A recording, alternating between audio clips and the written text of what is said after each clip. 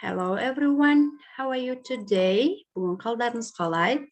Мен сіздерге бүгін өзім уәде бергендей past simple, яғни өткен шақтағы дұрыс емес етістіктермен сұраулы болымды, болымсыз сөйлем жасау жолдарын үйрететін боламын.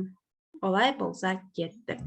Яғни сұрақ қойғанда еш өзгермейді. Did деп бастаймыз өткен шақта. Did I мысалға бару етістігін алайық. Себебі бұл етістік неправильный, дұрыс емес етістік. Did I go?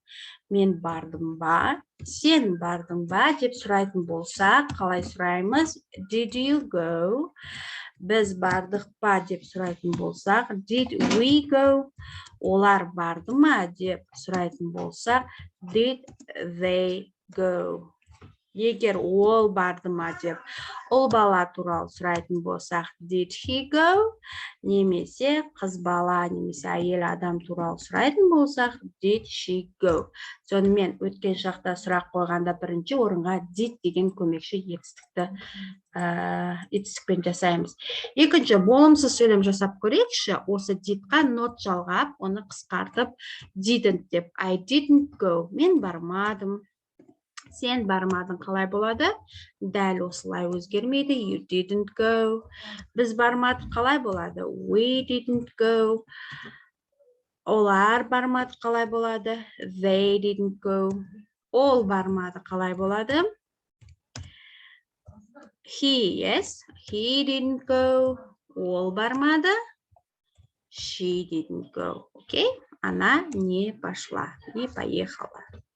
She didn't go. Сонымен бұл бізде болымсыз сөйлемді жасалу жолы.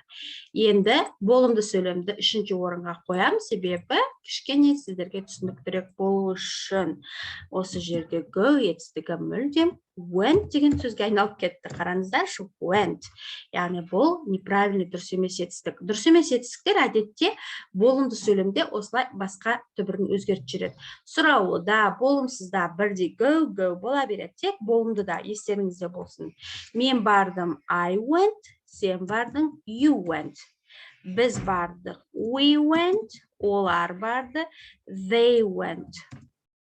Егер ол барды деп айтқыларыңыз келсе, he went, он поехал.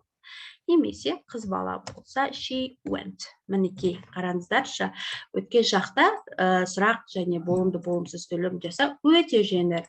Сұрақ қойғанда did қоясыздар, болымсызда didn't болады, болымды да, егер ол етістік дұрыс емес етістік болса, екінші формасын қою керек болады. Оның екінші формасын, яғни қарап, жаттап алу керек болады. Осымен біздің past simple өткен шақтағы сұраулы болымды болымсыз сөйлемдер жасау сабағымыз аяқталды.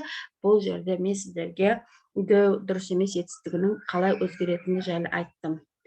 Жақсы, енді мен сіздерге келесі сабақта келер шақтағы сұраулы болымды болымсыз сөйлемдерді жасауын үйрететін боламын. Ол үшін, егер мына видеоға ұнап жатса, лайктарыңызды басып, каналыма тіркеліп, колокольчикті басып қойсаңыздар, сіздерге әр сабағым шыққанда уведомление келіп тұрады, хабарландыру. Сол арқылы сіздер ережені менімен бірге оңай әрі қарапайым үйренетін боласыздар. Жарайды, олай болса сабақ аяқталды. Келесі сабақта кездескенше сау болыңыздар. Goodbye.